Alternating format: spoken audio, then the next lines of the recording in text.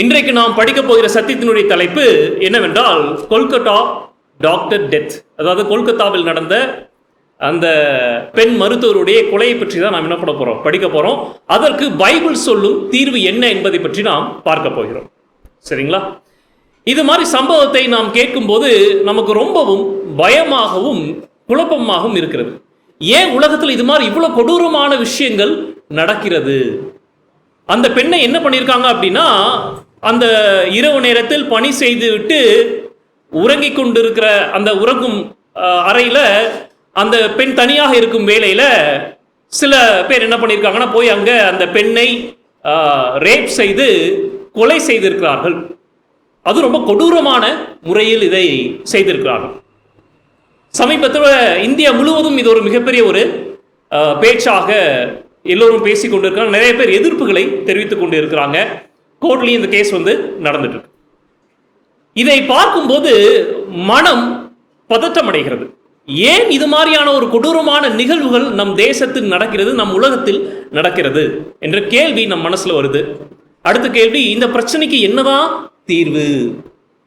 ஏன்னா India today release பண்ண India today அப்படிங்கிற மேகசின் ரிலீஸ் பண்ண ரிப்போர்ட்ல என்ன சொல்லப்படுது அப்படின்னா, ஒவ்வொரு நாளும் இந்தியாவில் 90 பெண்கள் ரேப் செய்யப்படுறாங்க. ஒவ்வொரு நாளும், அதாவது மணிக்கு 4 பேர் ரேப் செய்யப்படுறாங்க அப்படின்னு சொல்லி இந்தியா டுடே மேகசின் ரிப்போர்ட் சொல்லுது. அதிலும் எந்தெந்த மாநிலங்கள் அதிகமாக நடக்குது அப்படின்னா, ராஜஸ்தான் 14, டெல்லி 12, ஹரியானா 13, ஹிமாச்சல் பிரதேஷ் 10, அசாம் 6, மத்திய பிரதேஷ் 7 அப்படின்னு சொல்லி இது மாதிரி மாநிலங்கள் அதிகமாக இருக்கு. தமிழ்நாட்டிலும் இருக்கு, ஆனால் அது குறைவாக இருக்கு அப்படின்னு சொல்லி ரிப்போர்ட் சொல்லப்படுகிறது. அப்போ இதை பார்க்கும்போது ஏன் இப்படி உலகத்தில் நடக்குது? ஏன் மனிதனுடைய மனம் இவ்வளவு மோசமாக கீழ்த்தரமாக போகிறது? அவங்களுக்கு குடும்பம் இருக்காதா? அந்த தப்பை செய்த நபர்கள் குடும்பம் இருக்கும், அம்மா இருப்பாங்க, சகோதரிகள் இருப்பாங்க. ஆனால் இருந்தாலும் என்ன பண்றாங்க? இவ்வளவு கீழ்த்தரமான கொடூரமான விஷயங்களில் அவர்கள் ஈடுபடுகிறார்கள்.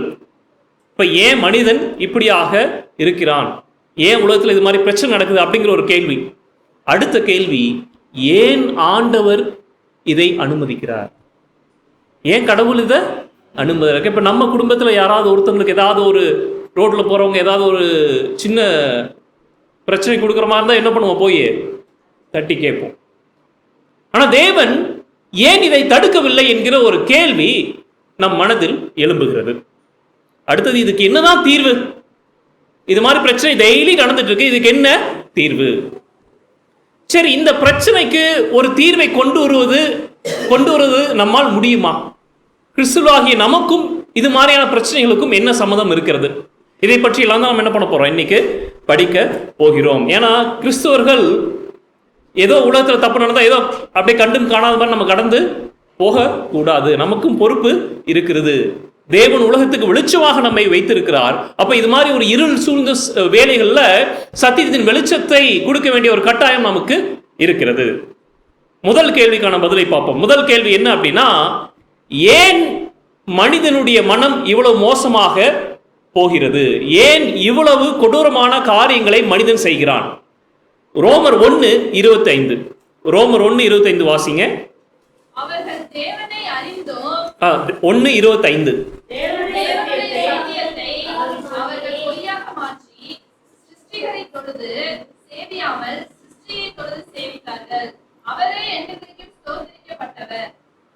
அப்ப பாருங்க, மனிதர்கள் என்ன தப்பு செய்யறாங்க அப்படின்னா, தேவனை தொழுது கொள்ளாம, சிருஷ்டிகரை தொழுது கொள்ளாம, சிருஷ்டிப்பு என்ன பண்றாங்க? தொழுது கொள்றாங்க. அப்ப தேவனை மனிதர்கள் நிராகரிக்கிறார்கள். தேவனை கடவுளை மனுஷங்க என்ன பண்றாங்க? நிராகரிக்கிறாங்க. அதன் நிமித்தமா என்ன நடக்குது அப்படின்னா, 26வது வசனம் வாசிங்க.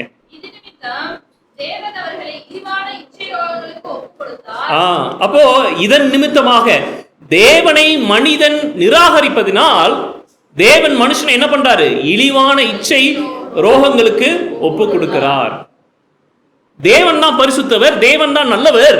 அவரை வேண்டாம் என்று மனிதன் போகும்போது அவன் நல்லவனா இருப்பானா? கிடையவே கிடையாது. அவன் இழிவான இச்சையான விஷயங்களுக்குள்ளதான் என்ன பண்ணுவான்? அவன் போவான். அடுத்து தொடர்ந்து வாசிங்க.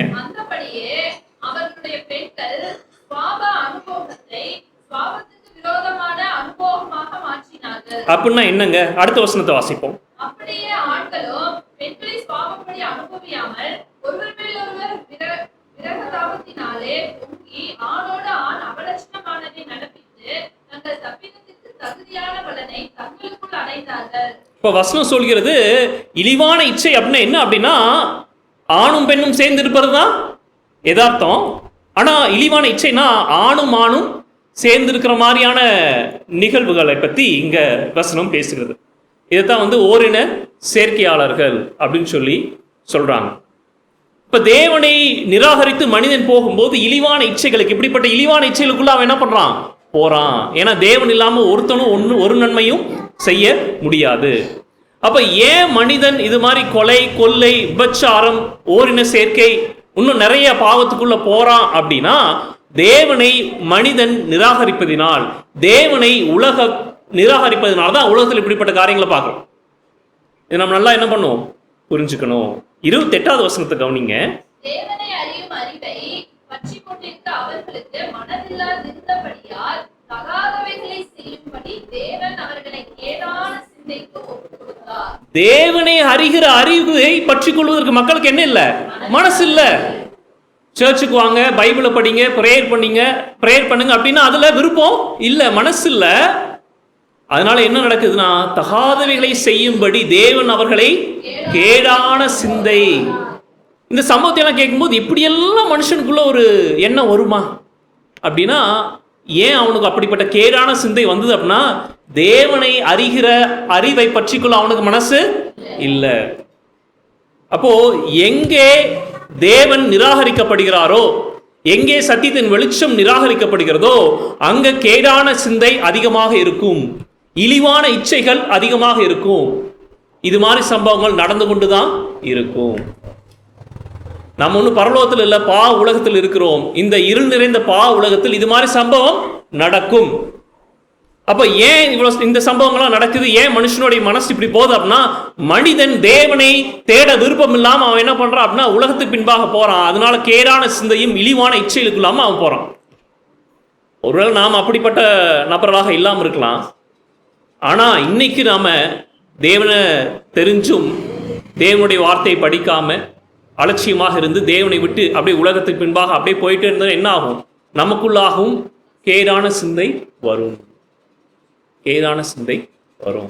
என்ன பிரதர் அந்த நபரோடு எங்களை கம்பேர் பண்றீங்க அப்படி நீங்க நினைக்க வேண்டாம்.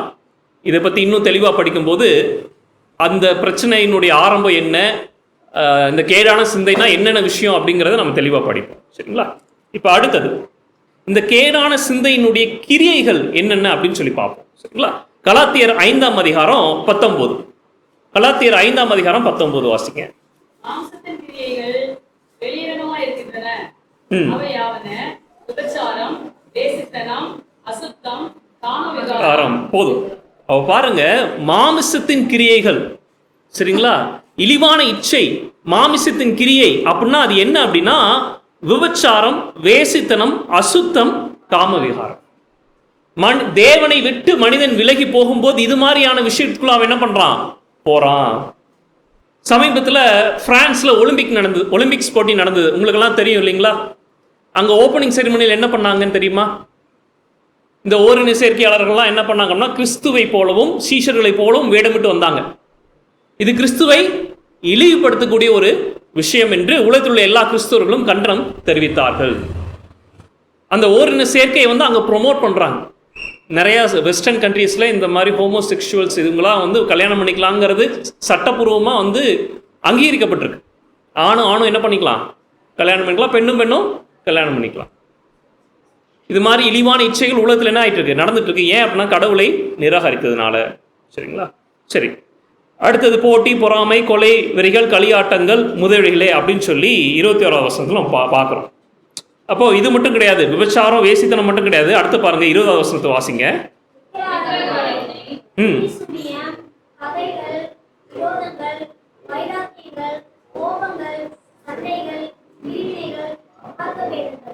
அடுத்தது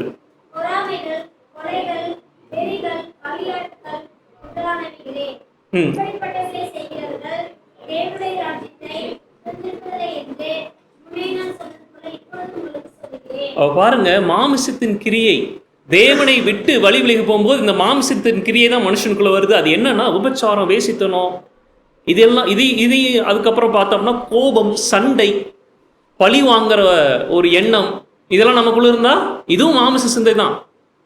சில சமயம் நமக்கு சில பாவங்களை ரொம்ப கொடூரமான பாவமாக நினைப்போம், சில பாவங்களை அப்படி நினைக்க மாட்டோம்.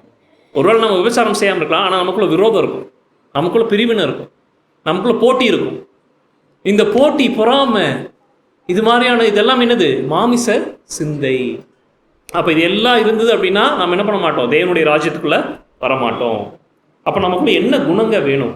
22வது வசனம் வாசிங்க. ஆவியின் கனியோ அன்பு, சந்தோஷம், சமாதானம், நீடிய பொறுமை, தயவு, நற்குணம், விசுவாசம், சாந்தம், இச்சையடக்கம், இப்படிப்பட்டவைகளுக்கு விரோதமான பிரமாணம் ஒன்றும் இல்லை.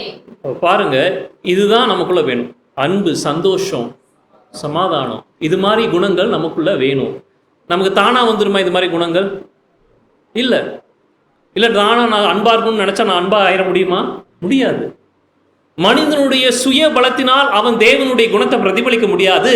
அவன் தேவனிடம் தன்னை முழுமையாக ஒப்படைக்கும் போதுதான் அவன் தேவனுடைய குணத்தை பிரதிபலிக்க முடியும். அதுக்கு ஃபர்ஸ்ட் அவன் என்ன பண்ணணும்? தேவன்கிட்ட வரணும்.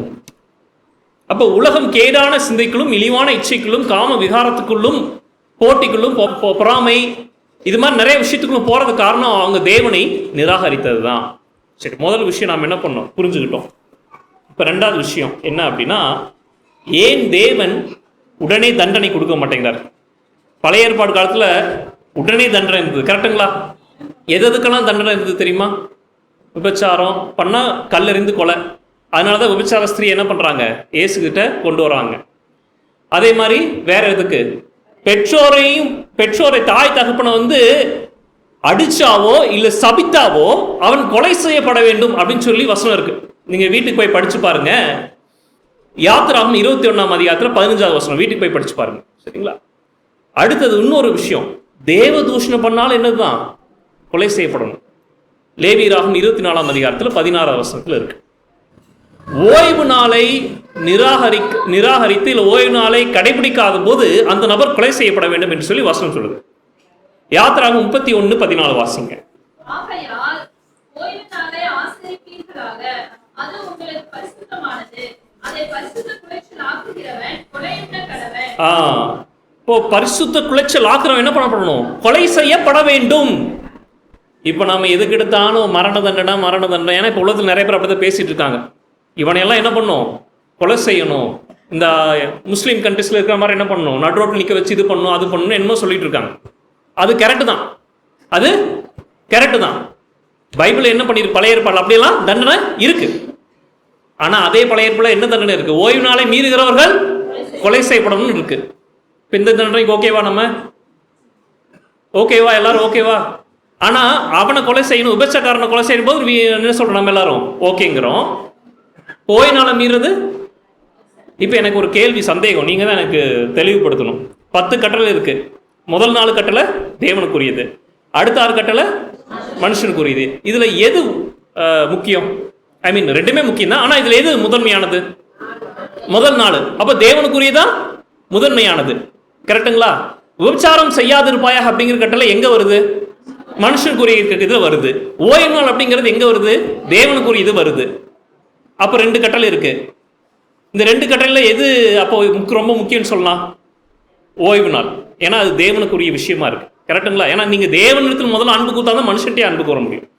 இப்போ விபச்சாரம் செய்யாதிருப்பாயாக, ஓய்வு நாள் அப்படின்னு சொல்லி 2 கட்டளை இருக்கு. இதுல எது முக்கியத்துவம்னா ஓய்வு நாள் அப்படின்னு நீங்க சொல்றீங்க, கரெக்டு. இப்போ விபச்சாரம் செஞ்சவன நம்ம என்ன பண்ணோம்? கொலை செய்யணும். அதுக்கு நான் அக்ரி பண்ணிக்கிறேன். அது கொடூரமான பாவம் தான், கொலை செய்யணும், ஓகேங்களா? இப்போ அவன் கொடூரமான பாவினா இங்க ஒரு நபர் இருக்கான், அவன் ஓய்வு நாள் தெரிஞ்சு மீறான். அவன் யாரு? உங்களுக்கு புரியுதா? என்ன இவர் ஒரு ஆசீர்வாதமான ஒரு செய்தி, முதல் முறை வந்திருக்காரு, ஒரு சந்தோஷமான செய்தி சொல்ல வேண்டா நம்மளை போய் கொலைகாரன் ரேபிஸ்ட் ஸ்டூடியோலாம் கம்பேர் பண்ணிட்டு இருக்காரு அப்படின்னு. என்னுடைய நோக்கம் உங்களை கஷ்டப்படுத்த வேண்டும் என்பது அல்ல. சத்தியத்தினுடைய உண்மைத்தன்மை என்ன பண்ணணும்? நம்ம புரிஞ்சுக்கணும். இதுதான் முக்கியங்க. ஒருவேளை ஓய்வு நாளை சரியாக கடைபிடித்திருந்தால் உலகத்தில் நாத்திகவாதிகளே இருந்திருக்க மாட்டாங்க அப்படின்னு சொல்லி ஸ்பிரிட் ஆஃப் ப்ராஃபஸியில் நமக்கு சொல்லப்படுது. எல்லாரும் வந்து எழுதுறாங்க, ஓய்வு நாளை சரியாக உலகம் கடைபிடித்திருந்தா உலகத்தில் நாத்திவாதிகள் கிடையாது, கடவுளை யாரும் நிராகரிச்சு போயிருக்க மாட்டாங்க, இது மாதிரி பிரச்சனைகள் உலகத்துல வந்திருக்காது. இன்னைக்கு உலகம் ஏன் இப்படிப்பட்ட பிரச்சனைக்குள்ள இருக்கு அப்படின்னா ஓய்வு நாளை சரியாக ஆசரிக்காதனாலதான். ஏன்னா இப்ப தேவனை அறிகிற அறிவு எங்க இருக்கு? ஓய்வு நாள் தான் இருக்கு. கரெக்டுங்களா? ஓய்வு நாளுக்கு சபைக்கு வரும்போது நம்ம தேவனை அறிகிற அறிவை பெற்றுக்கொள்கிறோம். இப்போ அதை வேண்டாம் நிராகரிச்சு போகும்போது அவன் இழிவான இச்சைக்குள்ள தான் அவன் போறான். சரிங்களா? அப்போ மரண தண்டனை இதற்கு தீர்வு கிடையாது. தண்டனை கண்டிப்பாக வேண்டும், கடுமையான தண்டனைகள் வேண்டும். ஆனா அது மட்டுமே இதற்கு தீர்வு கிடையாது. சரி, என்னதான் தீர்வு அப்படின்னா முதல்ல இந்த பாவம் எங்கு தொடங்குகிறது என்பதை பார்க்கணும். ரூட் ஆஃப் த ப்ராப்ளம் என்ன அப்படின்னு கண்டுபிடிக்கணும் அப்படின்னு சொல்லுவாங்க. இந்த விபச்சாரம் என்கிற பாவத்தினுடைய வேர் எங்க இருக்கு அப்படின்னு நம்ம தேடணும். அப்படின்னா மத்தேயு 5ஆம் அதிகாரத்தில் இயேசு கிறிஸ்து ரொம்ப அழகான ஒரு காரியத்தை நமக்கு வெளிப்படுத்துறார். மத்தேயு 5:27. விபச்சாரம் செய்யாதிருப்பாயாக என்பது பூர்வத்தாருக்கு உரைக்கப்பட்டதென்று கேள்விப்பட்டிருக்கிறீர்கள். நான் உங்களுக்கு சொல்கிறேன், ஒரு ஸ்திரீயை இச்சையோடு பார்க்கிற எவனும் தன் இருதயத்தில் அவளோடு விபச்சாரம் செய்தாயிற்று. அவ பாருங்க, ஆண்டவர் ரொம்ப அழகா சொல்றாரு, விபச்சாரம் செய்யாதிருப்பாயா அப்படிங்கிற கட்டளை நீங்க கேள்விப்பட்டிருப்பீங்க. நான் சொல்றேன், போய் பண்ணா மட்டும்தான் விபச்சாரம் கிடையாது, நீ ஒரு தப்பான பார்வையோடு பார்த்தாலும் அது விபச்சாரம் தான். அப்படின்னா என்ன அப்படின்னா பார்வையில மனசுல தான் என்ன பண்ணுது, அது தொடங்குது. இன்னைக்கு ஒருவேளை அந்த நபரை போல யாரையும் ரேப் பண்ணாமல் நிறைய பேர் இருக்கலாம், ஆனால் மனசளவில் அவங்க விபச்சாரக்காரர்களாக இருக்கிறார்கள் என்பதுதான் உண்மை. இதுதான் ரூட் ஆஃப் த ப்ராப்ளம். ஆனால் இந்த ரூட் ஆஃப் த ப்ராப்ளமை யாருமே சொசைட்டி வந்து கண்டுக்கிறது கிடையாது. சரி, இந்த ரூட் ஆஃப் த ப்ராப்ளம் எப்படி நம்ம அந்த இந்த இந்த பிரச்சனையினுடைய வேரை எப்படி நம்ம அறுத்தறிவது அப்படின்னா அதுக்கு சில விஷயங்கள் நம்ம முதல்ல புரிஞ்சுக்கணும். 2 சாமுவேல் 11:2 வாசிங்க. 2 சாமுவேல் 11:2. ஒரு நாள் சாயங்காலத்தில் தாவீது தன் படுக்கையிலிருந்து எழுந்து அரண்மனை உப்பரிகையின் மேல் உலாவிக் கொண்டிருக்கும் போது ஸ்நானம் பண்ணுகிற ஒரு ஸ்திரீயை உப்பரிகையின் மேலிருந்து கண்டான். அந்த ஸ்திரீ வெகு சௌந்தரியவதியாய் இருந்தாள். போதும். இதுக்கப்புறம் என்ன நடந்ததுன்னு நமக்கு தெரியும். அந்த பெண் யாரு? பத்சேபாள். அவங்க கல்யாணம் ஆனவங்களா? ஆமா, ஆல்ரெடி கல்யாணம் ஆனவங்க, உரியாவின் மனைவி. இந்த பெண் குளிக்கிறாங்க. இதை யார் பார்க்கிறா? தாவீது பார்க்கிறார். இப்ப நிச்சயமாக அந்த பெண் வந்து உடை இல்லாம தான் இருந்திருப்பாங்க. இதை பார்த்த தாவீதுக்கு என்ன மாதிரி எண்ணங்கள் வருகிறது? விபச்சாரம் செய்ய வேண்டும் என்கிற ஒரு எண்ணம் வருகிறது, ஒரு இச்சை வருகிறது. உடனே என்ன பண்றாரு? அடுத்து அவரு மனசுல அவர் பண்ணிட்டார் ஆல்ரெடி. அதுக்கப்புறம் என்ன பண்றாரு? கூப்பிட்டு விபச்சாரம் செய்யறார். அந்த தப்பா அவரு செய்யறாரு. இது கர்த்தருடைய பார்வையில பொல்லாப்பா இருக்கு. அப்ப இது இந்த சம்பவத்துல என்ன புரிஞ்சுக்கிறோம் அப்படின்னா தாவீது செய்த தவறு என்ன? பார்த்தது. அப்போ ஒரு பெண்ணை இச்சையோடு பார்க்கக்கூடாது. ஈவன் அந்த பெண் அரைகுறையாக ஆடை அணிந்திருந்தாலும் எப்படி இருந்தாலும் என்ன பண்ணக்கூடாது? பார்க்க கூடாது. முதல் விஷயம் இதான் தாவீது பண்ண தப்பு. அந்த பெண் பண்ண தப்பு என்ன? ஒரு இடத்துல குளிக்கிறாங்க அப்படின்னா இது மற்ற இருந்து பார்த்தா தெரியுமா தெரியாதா அப்படிங்கிறது என்ன பண்ணும்? யோசிக்கணும். சுத்தி முத்தி எங்கிருந்து பார்த்தா தெரியுதா இல்லையா அப்படிங்கிறது என்ன பண்ணும்? பார்க்கணும். இஷ்டத்துக்கு சுதந்திரமா என்ன பண்ணக்கூடாது இருக்கிறாரு. அப்ப 2 பேரும் தப்பு இருக்கு. இன்றைக்கு நிறைய ஆண்கள் சமுதாயத்தில் என்ன பண்றாங்க அப்படின்னா பெண்ணை இது மாதிரி ஆபாசமாக பார்க்கிறார்கள். ஆபாச படங்கள்லாம் இருக்கு, உங்களுக்கு தெரியும் இல்லைங்களா? இந்த ஆபாச படங்கள்ல பெண்ணை நிர்வாணமாக என்ன பண்றாங்க அப்படின்னா காமிக்கிறாங்க. இதை நிறைய பேர் என்ன பண்றாங்க? பார்க்குறாங்க. ஆபாச படங்கள் இந்த இன்டர்நெட் அதிகமாக இருக்கிற காலத்தில் ரொம்ப அதிகமாக பார்க்கப்படுகிறது, வாலிபர்கள் மத்தியில் அதிகமாக பார்க்கப்படுகிறது என்று ஒரு ரிப்போர்ட் சொல்லுது. இப்போ பார்க்கும்போது அவனுக்கு என்ன உணர்வு வரணும்? இச்சையான எண்ணங்கள் வரும்.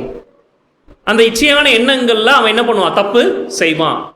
அந்த பெண்ணை போய் எதுவும் செய்ய முடியாது. அவன் ஏன்னா அந்த டிவியில் பார்க்குறான், இல்லை ஏதோ ஒன்று பார்க்குறான். ஆனால் பக்கத்தில் யாராவது இருந்தால் என்ன பண்ணுறான்? அவன் தப்பாக நடந்துக்கிறதுக்கு அதிக வாய்ப்பு இருக்கு. இதை இன்னும் சுலபமாக புரிஞ்சுக்கிறதுக்கு என்ன உதாரணம் அப்படின்னா, இப்போ ஒரு வீடியோ பார்க்குறீங்க, ஒரு சிக்கன் பிரியாணி நல்லா ஒருத்தர் சாப்பிட்ருக்காரு, இல்லை உங்களுக்கு பிடிச்ச உணவு யாரோ ஒருத்தர் நல்லா சாப்பிட்டு சூப்பராக இருக்கு அப்படிங்கிறாரு. உங்களுக்கு என்ன தோணும் அடுத்தது? ஆர்டர் பண்ணுற சிக்கன் பிரியாணி நம்மளும் சாப்பிடுவோம், உடனே ஆர்டர் பண்ணு. இப்போல்லாம் என்ன ட்ரெண்ட் ஆகிருக்குன்னா, எங்கேயோ ஊரில் ஏதோ ஒன்று கடைக்கு போய் சாப்பிட்டு வீடியோ போட்டுறாங்க. இவங்க அதை பார்த்து அது இருக்கும் 200 கிலோமீட்டர் அந்த சைடு இவங்க எல்லாம் என்ன பண்ணுறாங்க, போய் சாப்பிட்றாங்க. அப்போ எது அவ்வளோ தூரம் காசு செலவு பண்ணி அவங்கள வர வச்சது? அவங்க பார்த்த விஷயம். இப்போ பார்த்தா தப்பு இல்லைன்னு நிறைய பேர் வந்து சொல்கிறாங்க, ஆனால் பார்த்தா தப்புன்னு சொல்லி வேதம் சொல்லுது. அதுதான் ரூட் ஆஃப் த ப்ராப்ளம். இன்னைக்கு சொசைட்டி எப்படி பில்ட் ஆயிருக்கு அப்படின்னா, சினிமா, சோஷியல் மீடியா எல்லாத்துலேயும் ஆபாசம் இருக்குங்க. முன்னாடியெல்லாம் ஆபாசம் அப்படின்னா ஏதோ எங்கோ ஊருக்கு மறைவா ஒளிவா ஒரு கில்ட்டியோடு என்ன பண்ணாங்க போனாங்க பார்த்தாங்க. ஆனால் இப்போ என்ன இருக்குது, எல்லா ஆபாசமும் இருக்குது. ஃபேஸ்புக்கில் போனால் இருக்குது, இன்ஸ்டாகிராமில் போனால் இருக்குது. சினிமாவில் பாருங்கள், முன்னாடியெல்லாம் ஒரு 20 வருஷத்துக்கு முன்னாடி அரைகுறை ஆடையோன ஒரு நடிகை இருந்தால் அப்படின்னா உடனே டிவி என்ன பண்ணிடுவாங்க, ஆஃப் பண்ணிடுவாங்க, மாற்றிடுவாங்க. இப்போ அதெல்லாம் கண்டுக்கிறது இல்லை. இப்போ என்ன ஆயிடுச்சு, பழகிருச்சு. ஆபாசம் என்ன ஆயிடுச்சு, பழகிருச்சு. நிறைய அம்மாக்களுடைய பெண் பிள்ளைகளை வைத்திருக்கிற அம்மாக்களுடைய வருத்தம் என்னன்னா, என் பிள்ளைகிட்ட ட்ரெஸ் இப்படி போட அப்படி போட சொல்கிறேன், என் பொண்ணு அட போமா காலம் எந்த காலத்தில் இருக்கு, நீ என்ன சும்மா அது இதுன்னு ஏதாவது ஒன்று சொல்லிட்டு இருக்க அப்படின்னு சொல்லி என்ன பண்ணுறாங்க சொல்கிறாங்க. அப்போது என்ன இங்கே பிரச்சனை அப்படின்னு சொல்லி பார்த்தீங்க அப்படின்னா, ஒன்று இது மாதிரி ஒரு சொசைட்டிலும் நம்ம இருக்கோம் இல்லைங்களா. எங்கே போனாலும் சினிமாவில் சர்வசாதாரணமாக, டிவியில் சர்வசாதாரணமாக இருக்குது, சோஷியல் மீடியா ஃபோனில் சர்வசாதாரணமாக எல்லாமே அங்கே அரைகுறையாக இருக்கும்போது அதை ஒரு ஒரு பையனோ பொண்ணோ பார்க்கும்போது அவங்க அதனால் ஈர்க்கப்படுறாங்க, தூண்டுதல் வரும். ஒருவேளை அவங்க போய் விபச்சாரம் செய்யாமல் இருக்கலாம், ஆனால் மனசில் அவங்க என்ன பண்ணிட்டு இருக்காங்க, விபச்சாரம் செய்கிறாங்க. அது ரெண்டாவது விஷயம் என்ன அப்படின்னா, இது ஆண்கள். பெண்களை பொறுத்த வரைக்கும் அது மாதிரி தொடர்ந்து பார்க்கும்போது அவங்களுக்கு கொஞ்சம் ஃபேஷனாக ட்ரெண்டில் இருக்குன்னு சொல்லிட்டு அவங்களும் என்ன பண்ணுறாங்க, சில மாதிரி ட்ரெஸ்ஸை இது பண்ணுறாங்க. அது வேதத்தின்படி என்னவா இருக்குது, தவறாக இருக்குது. மேபி அவங்க ஆடை அப்படி அணிவதனால அவங்களுக்கு பாதிப்பாக இல்லாமல் இருக்கலாம். அந்த இப்போ ஒருவேளை சினிமாவில் அப்படி ஆடை அணிகிற நடிகைகள் அவங்களுக்கு எந்த பாதிப்பு இருக்க போகிறது கிடையாது. அவங்கள சுற்றி பாதுகாப்பதற்கு எல்லாம் வசதி வாய்ப்புகள் எல்லாம் இருக்குது. ஆனால் அதை பார்த்து நிறைய பேர் மனசில் இச்சை இருக்குது. அந்த இச்சை என்ன பண்ணுறாங்க, ஒரு அப்பாவி பெண்ணிடம் போய் இது மாதிரி தவறாக நடந்துக்கிறாங்க. ஒரு அப்பாவி பெண் இது மாதிரி பாதிப்படைவதற்கு இது மாதிரி நிர்வாணமாக, அரை நிர்வாணமாக தன்னை காமித்த நடிகைகள், பெண்கள் ஒரு மறைமுக காரணமாக இருக்கிறார்கள். இந்த காலத்தில் இந்த விஷயத்தெல்லாம் பேச முடியாது, ஆடையை பற்றியெல்லாம் என்ன முடியாது, பேச முடியாது. நிறைய பேருக்கு பிடிக்காது. ஆமாம், அதான் சுதந்திரம் அப்படின்னு சொல்லி சொல்கிறாங்க. ஆனால் நல்லா புரிஞ்சுக்கணும், இதனுடைய விபச்சாரத்தினுடைய இது மாதிரி விஷயங்களுடைய வேறாக என்ன இருக்குது அப்படின்னா, முதல் விஷயம் என்ன பார்த்தோம், கடவுளை விட மனிதன் மறந்து என்ன பண்ணுறான், உலகத்துக்கு பின்னாடி போகிறனால அது நடக்குது. ரெண்டாவது காரணம் என்ன பார்த்தோம் அப்படின்னா, உலகம் ஃபுல்லாக இது மாதிரி கவர்ச்சிகள் நிறைந்திருப்பதனால அவனுடைய மனசளவில் அவன் விபச்சாரம் செய்து கொண்டே தான் இருக்கிறான் மனுஷன். அதுலேருந்து அவன் என்ன பண்ணல, தன்னை விலக்கி வைத்துக்கொள்ள அவன் மனசளவில் செஞ்சுட்டே இருக்கான். அவனுக்கு வாய்ப்பு வரும்போது என்ன பண்ணுறான், நேரடியாகவும் அதை செய்கிறான். சரிங்களா, இதையெல்லாம் என்ன பண்ணணும், நாம புரிந்து கொள்ளணும். சரி, இப்போ மனசில் இருக்கிற இந்த எண்ணங்களையும் இந்த விஷயங்களையும் எப்படி நீக்குவது? மனுஷனால மனசு பரிசுத்தப்படுத்த முடியுமா? இல்லையா? அப்போ ஒரே விஷயம்தான் மனதை மாற்றக்கூடியதாக இருக்கு. அது தேவன் தருகிற புது இருதயம், புது வாழ்வு. தேவன்கிட்ட இது மாதிரி பாவம் இருக்கு, பலவீனம் இருக்கு, எனக்கு ஒரு பிரச்சனை இருக்கு அப்படின்னு சொல்லி நாம் பாவரிக்கை செய்யும் போது, கிறிஸ்துவை இரட்சகராக ஏற்றுக்கொள்ளும் போது, கிறிஸ்து நமக்கு அந்த பாவத்திலிருந்து விடுதலை தருகிறார், அந்த பாவத்தை மேற்கொள்ளக்கூடிய பலத்தை தருகிறார். ஒருவேளை சினிமா பார்க்கறது சில பேருக்கு சோதனையா இருக்கலாம், இல்லை வேற ஏதாவது சோதனையா இருக்கலாம். எந்த சோதனையா இருந்தாலும் என்ன பண்றார், ஆண்டவர் அதை மேற்கொள்வதற்கான பலத்தை தருகிறார், இருதயத்தை பரிசுத்தப்படுத்துகிறார். அப்போ சத்தியம்தான் இதற்கு தீர்வு. சரி, அவனை தண்டிச்சாச்சு, அடுத்தது இது மாதிரி இன்னும் என்ன பண்ணுவாங்க, இன்னும் நிறைய பேர் வந்துட்டு தான் இருப்பாங்க. அப்போ சத்தியம் இயேசு கிறிஸ்து தான் என்ன பண்ணுவார், ஒரே தீர்வாக இருக்கிறார், நிரந்தர தீர்வாக அவர் இருக்கிறார். உலகத்தில் நிறைய நாடுகளில் நிறைய பிரச்சனைகள் இருந்தது. அந்த நாடுகளுக்கு சத்தியம் போன பின்னாடி அந்த மனிதர்கள் என்ன பண்ணாங்கன்னா மேன்மையான நிலைமைக்கு வந்தாங்க. ஏன் இந்திய தேசத்தை எடுத்துக்குவோம், சத்தியம் வந்த பின்பாதான், கிறிஸ்துவர்கள் வந்த பின்பு தான் கல்வி பொது உடைமை ஆனது. அப்படின்னா என்னன்னா, அதுக்கு முன்னாடியே கல்விங்கிறது ஒரு குறிப்பிட்ட மக்களுக்கு மட்டும்தான், எல்லாருக்கும் கல்வி கிடையாது. இவனுக்கெல்லாம் எதுக்கு படிப்பு அப்படின்னு சொல்லி நிறைய பேர் என்ன பண்ணுவாங்க, வச்சிருந்தாங்க. அது மட்டும் கிடையாது, கிறிஸ்துவ வந்த பின்னாடி தான் எல்லாரும் சரிசமமாக உட்காரக்கூடிய ஒரு நிலைமையே வந்தது. இல்லை அப்படின்னா சில பேர்லாம் மேலே உட்கார வைக்க மாட்டாங்க, சில பேர் என்ன பண்ணுவாங்க, கீழே உட்கார வைப்பாங்க. காந்தியோடைய சுயசரித்திலே பார்த்தீங்க அப்படின்னா, பள்ளிக்கூடத்தில் சில மாணவர்கள் என்ன பண்ணியிருந்தாங்க, இல்லை காந்தி இல்லை, அம்பேத்கர்னு நினைக்கிறேன், கீழே உட்கார வச்சாங்க, கரெக்டுங்களா? அவர் இத்தனைக்கும் பல இடங்களில் போய் படித்து கடைசி வரைக்கும் அவர் உயர்ந்த நிலைமையில் இருந்தாலும், படிப்பு எல்லாமே இருந்தாலும், அவரை என்ன பண்ணாங்க? இழிவாக தான் நடத்தினாங்க. அப்போ இதெல்லாம் உடைத்ததுக்கு மிக முக்கியமான ஒரு காரணம் கிறிஸ்துவம். இன்னைக்கு திருச்சபைகளில் எந்த வேதமும் வேற்றுமை இல்லாமல் எல்லாரும் என்ன பண்ணுறாங்க? சரிசமமாக நடத்தப்படுறாங்க. யார் வேணால் பாஸ்டர் ஆகலாம், கரெக்டுங்களா? ஆனால் யார் வேணால் பூசாரி ஆக முடியுமா? முடியாது. நீங்கள் இப்போ ஸ்பைசர் போய் ஒரு 4 வருஷம் படிச்சுட்டு வந்தீங்கன்னா நீங்களே என்ன தான்? பாஸ்டர் தான். வேற எதுவும் உங்கள்கிட்ட என்ன பண்ண மாட்டாங்க? கேட்க மாட்டாங்க. ஆனால் பூசாரி என்ன பண்ண முடியாது? என்னைக்கும் ஆக முடியாது. அதே மாதிரி பெண்கள், கணவனை இழந்த பெண்கள் அக்னியில் போடப்பட்டாங்க. அந்த ஒரு பழக்கம் இந்தியாவில் இருந்தது, விசேஷமாக நார்த் இந்தியாலாம் இருந்தது. அந்த பழக்கமும் கிறிஸ்துவம் வந்த பின்னாக தான் என்னாச்சு? ஒழிக்கப்பட்டது. இன்னொன்று சொல்லிக்கொண்டே என்ன பண்ணலாம்? போகலாம். அப்போ சத்தியம் தான் என்ன பண்ணும்? தீர்வை கொடுக்கும். தண்டனைகள் முழுமையான தீர்வை கொடுக்காது. தண்டனைகள் அவசியம்தான், ஆனால் அது முழுமையான தீர்வு கிடையாது. எது முழுமையான தீர்வு? சத்தியம்தான். சத்தியம் போன இடங்களில் மனிதர்கள் மாறி இருக்கிறார்கள், மனிதர்கள் முன்னேறி இருக்கிறார்கள். அப்ப இது மாதிரியான சம்பவங்களை நாம் கேள்விப்படும் போது நாம் என்ன பண்ணோம் அப்படின்னா, நம்ம இன்னும் சத்தியத்தை கொண்டு போகல, இன்னும் மனிதனுடைய மனம் இருளிலே இருக்கிறது, இன்னும் சத்தியத்தை நான் என்ன பண்ணல? கொண்டு போகல. நான் சத்தியத்தை கொண்டு போகாதனால தான் இது மாதிரி விஷயங்கள் உலகத்துல நடந்துட்டு இருக்கு. நான் சத்தியத்தை கொண்டு போகாதனாலதான் இது மாதிரி அப்பாவியான உயிர்கள் பலியாகி கொண்டு இருக்கு. இப்ப நான் என்ன பண்ணும்? சத்தியத்தை கொண்டு போகணும். நான் உண்மையா இருக்கணும், நான் ஊழியம் செய்யணும், நான் வேதத்தை படிக்கணும், நான் ஜெபம் செய்யணும் அப்படின்னு சொல்லி என்ன பண்ணணும்? நாம யோசிக்கணும். முழு தப்பையும் அந்த நபர் மேலே போட்டக்கூடாது. அந்த நபரை அப்படி உருவாக்குனது இந்த சொசைட்டி தான். அந்த நபர் என்ன வானத்திலிருந்து விழுந்துட்டாரா? இந்த சொசைட்டிலேருந்து தானே ஒரு நபர் போயிருக்காரு. இப்போ நடக்கிற தப்புகள் எல்லாம் எதை நமக்கு சொல்லுதுன்னா, இந்த சொசைட்டியோடைய ஒட்டுமொத்த மனநிலையும் சொசைட்டியில் இருக்கிற ஒட்டுமொத்த பிரச்சனையினுடைய பிரதிபலிப்பாக தான் நம்ம அதை பார்க்கணுமே தவிர அந்த ஒரு தனி நபர் மட்டும் நம்ம ஃபோக்கஸ் பண்ணக்கூடாது. உங்களுக்கு புரியுதுங்களா? அடுத்தது, இப்போ இந்த பிரச்சனைக்கான தீர்வு என்னன்னு பார்த்துட்டோம். ஆனால் இருந்தாலும் மனசு கேட்க மாட்டேங்குதுங்க. இருந்தாலும் கடவுள் ஏன் இதை அனுமதிக்கிறாரு? இருந்தாலும் இது எனக்கு ரொம்ப கஷ்டமா இருக்கு, ஏன் அனுமதிக்கிறாரு? இதை பற்றி தெரிந்து கொள்வதற்கு 2 பேதுரு 3:9 வாசிப்போம். 2 பேதுரு 3:9.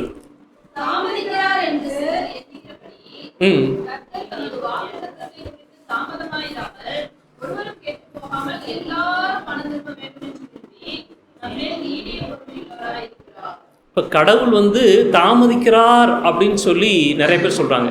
அவர் நீதியை தருகிறதற்கு தாமதிக்கிறார், அவருடைய வருகை தாமதமாகிறது அப்படின்னு சொல்லி எல்லாத்துக்குமே நம்ம கடவுள் மேல குறை சொல்றோம். ஆனா கடவுள் உண்மையிலே ஏன் இவ்வளவு பொறுமையா இருக்காரு தெரியுமா? ஒருவனும் கெட்டு போகாதபடிக்கு எல்லாரும் மனம் திரும்பணும்னு சொல்லி நம்ம மேல் நீடிய பொறுமை உள்ளதா இருக்காரு. கடவுள் இப்படி நினைச்சா நோவா காலத்துல அழிச்சது போல உலகத்தை இன்றைக்கும் அழிக்க முடியும். நோவா காலத்தை விட இன்னும் மேன்மையா ஒன்றும் இந்த உலகம் இல்லை. இப்போ அப்ப இருந்ததோட ரொம்ப மோசமான நிலைமையில தான் இருக்கு. ஆனா ஏன் பொறுமையா இருக்கார் கடவுள் அழிக்காம? ஏன் இந்த அநியாயத்தை பார்த்து கொண்டு அமைதியாக இருக்கிறார்? ஒருவரும் கெட்டு போகாம எல்லாரும் மனம் திரும்பணும், எல்லாரும் நித்திய ஜீவன் அடையணும். அப்ப எல்லாருக்கும் முதல்ல சத்தியம் போகணும். அந்த சத்தியத்தை கொண்டு போற வேலை யாருது? நம்மளுது. ராஜ்யத்தினுடைய இந்த சுவிசேஷம் பூலோகம் எங்கும் பிரசங்கப்படணும், அப்போ முடிவு வரும். இப்ப நாம் இந்த சத்தியத்தை இந்த உலகம் முழுவதும் கொண்டு போய் கிறிஸ்துவின் அன்பை எல்லோருக்கும் சொன்னாதான் இந்த உலகத்தினுடைய முடிவு இருக்கு. இப்ப நாம் அதை செய்யாத வரைக்கும் இது மாதிரியான விஷயங்களை நாம் பார்த்து கொண்டுதான் இருக்கணும். அந்த நபரையோ இல்லை வேற நபரையோ தூக்கில் போடுவதனாலே இது பண்ணுவதனாலே நம்ம இந்த பிரச்சனை தீர போறது கிடையாது. இன்னும் புதுசு புதுசாக முளைச்சு வந்துட்டே தான் இருப்பாங்க. இதுக்கு நிரந்தர தீர்வு சுவிசேஷம் எல்லா பக்கமும் போகணும், கிறிஸ்துனுடைய வருகை வரணும். கிறிஸ்துனுடைய வருகை வந்தா மட்டும்தான் இதற்கான தீர்வு. அந்த தீர்வை செய்யக்கூடிய ஒரே நபர்கள் யார் தான்? நம்ம மட்டும்தான். ஏன்னா நம்ம கையில் தான் சத்தியம் இருக்கு. யார் கையில்? வேற யார் கையில் சத்தியம் இருக்கா? வேற யாருக்கிட்டே முத்துது தெரியுமா? யாருக்கும் முத்துது தெரியாது. நமக்கு தான் முத்துது தெரியும். நாம தான் நித்திய சுவிசேஷத்தை உடையவர்களாக இருக்கிறோம்.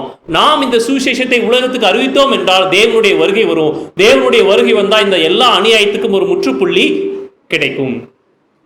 நாம் தாமதிக்க இது மாதிரியான அப்பாவியான உயிர்கள் பலியாகி கொண்டுதான் இருக்கும். ஒருவேளை நாளைக்கு அது நம்ம குடும்பத்திலே, நம்ம பெண்களுக்கே, நம்ம பசங்களுக்கே அது நடந்தாலும் ஆச்சரியப்படுவதற்கு கிடையாது. எனக்கு ஒன்றும் பிரச்சனை இல்லைங்க, நான் வேலைக்கு போகிறேன், சம்பாதிக்கிறேன், எனக்கு வருமானம் வருது, நான் சாப்பிட்றேன், தூங்குறேன் அப்படின்னு நம்ம வாழ்ந்துட கூடாது. தேவன் தான் நம்மை பாதுகாப்பாக வச்சிருக்காரு. பணம் இருந்து என்ன பிரயோஜனம்? நாளைக்கு இது மாதிரி ஒரு விஷயம் நடந்தது அப்படின்னா பணம் நம்மளை காப்பாற்றுமா? அப்போ நம்ம புரிஞ்சுக்கணும், பணம் மட்டுமே நம்மளை காப்பாற்றிடும் அப்படின்னு நம்ம என்ன பண்ணிடக்கூடாது, நினைச்சிட கூடாது. தேவன் தான் நம்மை காப்பாற்றுகிறவராக இருக்கிறார். சரிங்களா? அடுத்த ஒரு சில காரியங்களை வாசித்து நம்ம முடிவு பண்ணிக்கலாம். இப்போ இது மாதிரியான பிரச்சனைக்குள்ளாக இன்றைக்கு நிறைய வாலிபர்கள் இருக்காங்க. ஆபாச படங்களை பார்ப்பது, சுய இன்பம், மாஸ்டர்பேஷன், இது மாதிரியான தவறான பழக்கங்களால் தங்களுடைய சரீரத்தை கெடுத்துக்கொள்வது, இது மாதிரி பிரச்சனை நிறைய பேர் என்ன பண்ணுறாங்க, இருக்கிறாங்க. இது மாதிரி பிரச்சனை இருக்கிறவர்களை குறித்து சில ஆலோசனைகளும் சில விஷயங்களையும் testimonies on sexual behaviour, adultery and divorce அப்படிங்கிற புத்தகத்தில் எலன் ஒயிட் தன்னுடைய காலத்தில் அவங்களுடைய காலத்தில் எழுதி வச்சிருக்காங்க. நீங்கள் நெட்டில் போய் படித்து பாருங்கள். Testimonies on sexual behaviour, adultery and divorce நெட்டில் அடிச்சிங்கன்னா அந்த புக் வரும். அதில் 2 முக்கியமான சம்பவத்தை நான் உங்களுக்கு சொல்ல விருப்பப்படுறேன். முதல் சம்பவம் என்ன அப்படின்னா 17வது அத்தியாயத்தில், அந்த அத்தியாயத்தினுடைய தலைப்பு என்னன்னா மாஸ்டர்பேஷன், சுய இன்பம்.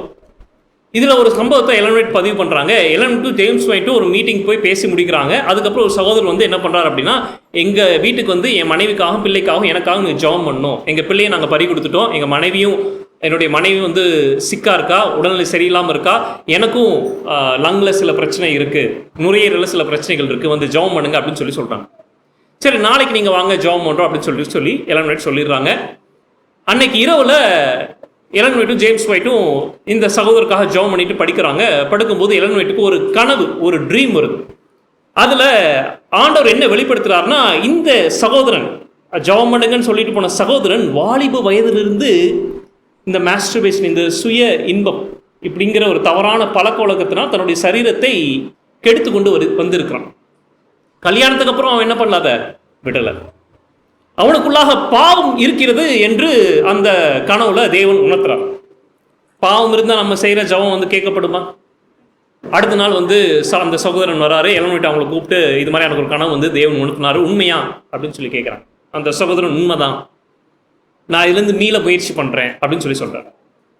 கடைசியாக என்ன எழுதுறாங்க அப்படின்னா, I wish I could be convinced that such cases as the one I have presented are rare, but I know they are frequent.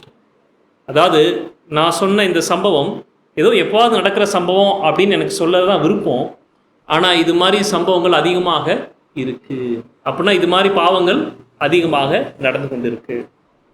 நிறைய வாலிபர்கள் இது மாதிரியான விஷயங்களுக்குள்ளாக மாட்டி தவித்து கொண்டு இருக்கிறார்கள். அப்போது என்ன புரிந்து கொள்ள வேண்டும் இதிலிருந்து அப்படின்னா, நம்ம கண்களை நம் கவனமாக வைத்திருக்கணும். நம்ம எதை பார்க்குறோம் அப்படிங்கிறதுல ரொம்ப கவனமாக இருக்கணும். நம் இச்சையை தூண்டுகிற, நம் மனதை மயக்குகிற எந்த ஒரு விஷயத்தின் மீது என்ன பண்ணக்கூடாது, நம்ம பார்வை போகக்கூடாது. அது சோஷியல் மீடியா இருக்கலாம், இல்லை டிவியாக இருக்கலாம், இல்லை சினிமாவாக இருக்கலாம், இல்லை லவ் சாங்ஸாக இருக்கலாம். அதுக்குள்ளே என்ன பண்ணக்கூடாது, நம்ம மனசை, நம்ம கண்கள் போகக்கூடாது. அது போனால் பிசாசு ஈஸியாக நம்மளை மயக்கிடுவோம். யார் டிவி சினிமா பார்க்குறாங்களோ அவங்கள வந்து ஈஸியாக வசியம் பண்ண முடியும் அப்படின்னு சொல்லி ஒரு இந்த மாதிரி வசியம் பண்ணுற ஒரு நபர் வந்து சொன்னாரா கிறிஸ்தவர்கிட்ட. என்ன அர்த்தம் அப்படின்னா, இந்த டிவி சினிமா இது எல்லாமே யாருடைய கண்ட்ரோலில் இருக்குது, அதுக்குள்ளே நம்ம மனசு போயிடுச்சாவே நம்ம மனசை வந்து ஈஸியாக பிசாசுனால கண்ட்ரோல் பண்ண முடியும். ஆனால் டிவி சினிமா பார்க்கலன்னு நம்ம மனசை என்ன பண்ண முடியாது, பிசாசுனால கண்ட்ரோல் பண்ண முடியாது. இது உண்மை, இது உண்மை.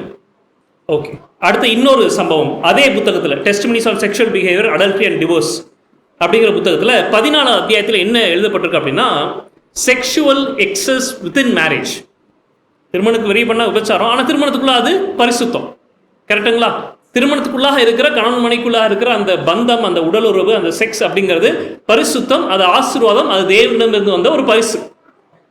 ஆனால் அதுவே எக்ஸஸா, நம்ம வசனம் ஒன்று படித்தோம், விபச்சார வேசித்தனம் காம விகாரம் அப்படின்னு சொல்லி. அப்படின்னா என்ன அர்த்தம் அப்படின்னா, சில பேர் இப்படி தவறான விஷயங்களை பார்த்து பார்த்து பார்த்து அவங்க மனசில் சில விகாரமான எண்ணங்கள் இருக்கும். அதை திருமணத்துக்குள்ளே வந்து என்ன பண்ணுவாங்க அப்படின்னா கொண்டு வருவாங்க. அதனால என்ன ஆகும் அப்படின்னா நிறைய பிரச்சனைகள் வரும். அதை பற்றி எல்லாம் என்ன பண்ணியிருக்காங்க, எழுதியிருக்காங்க. அது மாதிரி செக்ஷுவல் எக்ஸஸ், அனிமல் பேஷன்ஸ், மிருகத்தனமான விஷயங்களை செய்யும்போது என்ன ஆகும் அப்படின்னா அன்பு, லவ் டைஸ் அவுட், அன்பு இழந்துரும். கணவன் மனைவி கொடுக்குற அன்பு என்ன ஆயிரும்? இழந்து போயிடும். ஒரு ஜெலசி, ஒரு பொறாமை வரும், ஒரு சந்தேக குணம் வரும். கணவனுக்கு மனைவி மேலே மதிப்பு இருக்காது, மனைவிக்கு கணவன் மேலே ஒரு சந்தேகம் இருக்கும். இவன் இதில் இப்படி இருக்கானா, நாளைக்கு வேறு யாராவது இருந்தால் அவங்க கூட இது பண்ணி போயிடுவானா அப்படிங்கிற ஒரு சந்தேகம் அதிகமாக இருக்கும். அதே மாதிரி sexual excess will effectively destroy a love for devotional exercise. அதாவது ஆன்மீக காரியங்கள் மீது ஆன விருப்பத்தை இது என்ன பண்ணிடுமா, எடுத்துக்கும். நான் மறுபடியும் சொல்கிறேன், திருமணத்துக்குள்ளே இருக்கிற அந்த செக்ஸ் அப்படிங்கிறது பரிசுத்தமானது, தேவனிடத்தில் ஆசீர்வாதம், அது தப்பு கிடையாது. இவங்க சொல்கிறது என்ன, மிருகத்தனமான சில விஷயங்களை அதுக்குள்ளே கொண்டு வரும்போது அது பிரச்சனைகளை குடும்பத்துக்குள்ளே கொண்டு வருது. அதனால் இந்த டிஃப்ரென்ஸை நீங்கள் புரிஞ்சுக்கங்க. இப்போ தேவன் என்ன ஆலோசனை தராரு அப்படின்னா, 1 கொரிந்தியர் 7ஆம் அதிகாரத்தில் 7வது வசனத்தை வாசிங்க. எல்லா மனுஷரும் என்னைப் போலவே இருக்க விரும்புகிறேன். ஆகிலும் அவனவனுக்கு தேவனால் அருளப்பட்ட அவனவனுக்குரிய வரமுண்டு. அது ஒருவனுக்கு ஒருவிதமாயும் மற்றொருவனுக்கு வேறு விதமாயும் இருக்கிறது. அப்போ இந்த பவுல் என்ன ஆலோசனை பண்ணுறாரு, எல்லாரும் என்ன போல கல்யாணம் பண்ணாமே இருந்துக்குங்க அப்படின்னு சொல்றாரு. ஏன் அப்படின்னா அந்த காலத்தில் கிறிஸ்தவர்கள் கொலை செய்யப்பட்டாங்க, விரட்டப்பட்டாங்க. அது மாதிரி ஒரு காலத்து இருந்ததுனால கல்யாணங்கிறது ஒரு கட் பண்ண கொஞ்சம் கஷ்டமாக இருக்கும், அதனால தனியாகவே இருந்திருக்கு அப்படின்னு சொல்கிறாரு. சொல்லிட்டு அடுத்து என்ன சொல்கிறாருன்னா, இருந்தாலும் ஒவ்வொருத்தருக்கு ஒவ்வொரு மாதிரி அழைப்பு இருக்குது அப்படின்னு சொல்கிறாரு. சொல்லிட்டு 9வது வசனம் பாருங்க.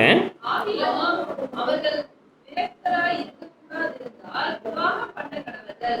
வேகிறதை பார்க்கிறோம், விவாகம் பண்ணுகிறது நலம். பாருங்க என்ன பவுல் சொல்கிறாருன்னா, தனியாக இருக்கிறது நல்லது. ஏன்னா சூழ்நிலை இப்படி இருக்குது, நமக்கும் அது மாதிரி ஒரு சூழ்நிலை பிற்காலத்தில் வரும். எப்போ வரும்? அவங்க விரட்டப்பட்டாங்க, கொலை செய்யப்பட்டாங்க அந்த காலத்தில் கிறிஸ்தவர்கள். கடைசி காலத்தில் நம்மளும் அப்படி செய்யப்படுவோம். அது எந்த காலம்? யாக்கோபின் நிக்கட்டின் காலம், மிருகத்தின் முத்திரையே வர காலம். அந்த காலத்துலேருந்து நமக்கு ஒரு உபத்திரம் தான். எலமெண்ட்டு என்ன சொல்கிறேன்னா, அந்த காலம் வந்த பின்னாடி திருமணங்கள்லாம் கொஞ்சம் கம்மியாயிருமா. ஏன் அப்படின்னா அந்த சூழ்நிலை திருமணத்தை பற்றிலாம் நினச்சிட்டு இருக்க நேரம் இல்லை. அது மாதிரி இருந்துக்குங்கன்னு சொல்லி பவுல் சொல்கிறாரு. ஆனால் இருந்தாலும் அவனுடைய அழைப்புக்கு தக்க நீங்கள் இது பண்ணுங்க. வேகிறதை பார்க்கலும் விவாகம் பண்ணுவது நலம். அப்படின்னா மனசுக்குள்ளே என்ன பண்ணக்கூடாது, செல்ஃப் கண்ட்ரோலாக வாழ முடிஞ்சு, தனியாக வாழ முடிஞ்சா நல்லது. அப்படி இல்லை, முடியல அப்படின்னு என்ன பண்ணுறது, கல்யாணம். ஆனால் கல்யாணத்தை தாண்டி என்ன பண்ணக்கூடாது, தப்பான இதில் போயிடக்கூடாது. அது எதுவாக இருந்தாலும் சரி. அப்போ இது எல்லாத்தையும் என்ன பண்ணணும், நம்ம மனசில் வைத்துக்கொள்ளணும். கடைசியாக ஒரே ஒரு காரியத்தை சொல்லிவிட்டு நான் நிறைவு செய்கிறேன். சரீரம் தேவனுடைய ஆலயம், அது பரிசுத்த ஆவியானவர் குடியிருக்கும் இடம். இப்போ ஒரு மனிதன் சரீரத்தையும் மனதையும் இது மாதிரி தப்பான எண்ணங்கள் மூலியமாகவும் இல்லை தப்பான செய்கைகள் மூலியமாகவும் அசுத்தப்படுத்தும் போது தேவ ஆவியானவர் அவனுக்குள்ளாக இருக்க முடியுமா? முடியாது.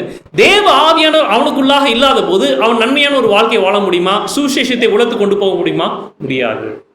இப்போ சரீரத்தையும் மனதையும் நாம் என்ன பண்ணணும், பரிசுத்தமாக வைத்துக்கொள்ள வேண்டும். ஒருவேளை நம்முடைய கண் ஏதாவது தப்பான பார்வை விஷயங்களை பார்க்கணும், உடனே என்ன பண்ணிடணும், அதை திருப்பிடணும். அதை நம்ம என்ன பண்ணக்கூடாது, பார்க்கக்கூடாது. சுய கட்டுப்பாடு வேணும்.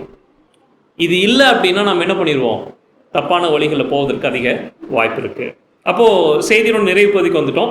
என்னென்ன விஷயம் பார்த்தோம்னா, ஏன் உலகத்தில் இது மாதிரி பிரச்சனை நடக்குது, ஏன்னா மனுஷன் தேவனை விட்டுட்டு வெளிக்கு போடனால காரம் ஒன்று. ரெண்டாவது, இன்னொரு பிரச்சனை என்ன அப்படின்னா, இதனுடைய ரூட் ஆஃப் த ப்ராப்ளம் என்ன அப்படின்னா, இச்சையோடு பார்க்கறது. இப்போ நிறையா விஷயங்கள் இருக்குது, சோஷியல் மீடியா, டிவி, மூவி, இது மாதிரி விஷயங்கள்லேருந்து மனுஷன் என்ன பண்ணும், விலகி இருந்தால் தான் இந்த பாவத்தை அவன் செய்யாமல் இருக்க முடியும். அடுத்தது, தன்னுடைய சரீரத்தை அவன் என்ன பண்ணக்கூடாது, அசுத்தப்படுத்த கூடாது. அடுத்து என்ன பார்த்தோம் அப்படின்னா, திருமணமே ஆயிருந்தாலும் அதுக்குள்ளேயும் நடக்கிற பந்தமானது முறையானதாக, ஒழுங்கானதாக இருக்க வேண்டும். மிருகத்தனமாக அதுக்குள்ள சில விஷயங்களை கொண்டு வந்துட கூடாது. கடைசியாக என்ன பார்த்தோம் அப்படின்னா, இது தேவனுடைய ஆலயம், பரிசுத்த ஆவியானவர் குடியிருக்கும் இடம். அப்போது இதை நாம் பரிசுத்தமாக வைத்து கொண்டால் மாத்திரம்தான், அதாவது மனசளவுலையும் அது மாதிரியான தப்பான எண்ணங்கள், இழிவான இச்சைகள் இல்லாமல் இருந்தால் மட்டும்தான் தேவ ஆவியானவரை பெற்றுக்கொள்ள முடியும், பின்மாரியை பெற்றுக்கொள்ள முடியும். பின்மாரியை பெற்றுக்கொண்டால் நாம் என்ன பண்ண முடியும், கடைசி காலத்தில் நிற்க முடியும். பின்மாரிங்கிறது என்னங்க, பரிசுத்த ஆவியானவருடைய விசேஷ அபிஷேகம். பரிசுத்த ஆவியானவர் நம்ம கூட இருக்கணும், பின்மாரி கிடைக்கணும். நம்ம என்ன பண்ணணும், இந்த சரீரத்தையும் மனசையும் பரிசுத்தமாக வைத்துக்கொள்ளணும். அதனால நாம் இந்த தேவனுடைய ஆலயமாகிய சரீரத்தை பரிசுத்தமாக வைத்துக்கொள்வோம். தப்பான விஷயங்கள்லேருந்து, கேடான விஷயங்கள்லேருந்து நாம் நம்மை விலக்கி வைத்திருப்போம். தேவனையே பார்த்து தேவனையே சார்ந்து வாழ்வோம். அப்போ தேவன் நம்மை பரிசுத்த ஆவியானவரால் நிரப்பி அவருடைய வருகைக்கு நம்மை ஆயத்தப்படுத்துவார். இந்த ஈரோடு திருச்சபை உள்ள ஒவ்வொரு பிள்ளைகளும் தேவனுடைய வருகைக்கு தங்களை ஆயத்தப்படுத்தும்படியாக, தங்களை தேவனுக்கு முழுமையாக ஒப்படைத்து தேவனுக்கு உண்மையாக வாழும்படியாக நான் ஜெபிக்கிறேன். தேவன் நம் ஒவ்வொருவரையும் ஆசீர்வதிப்பாராக. ஆமென்.